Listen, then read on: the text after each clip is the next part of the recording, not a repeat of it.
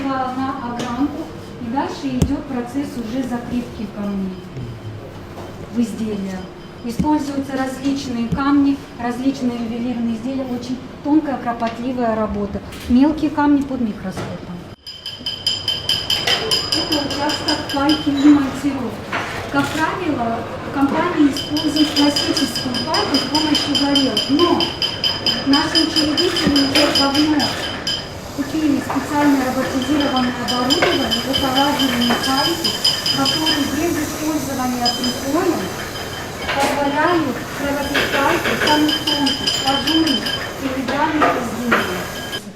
Цветовая гамма 1,5 миллиона цветов. Можно сделать микросную скульптуру после того, как свою программу фиксируют ваш магазин, вы знаете, да, знаю. 750, 4 продукт. Ассортимент разнообразный.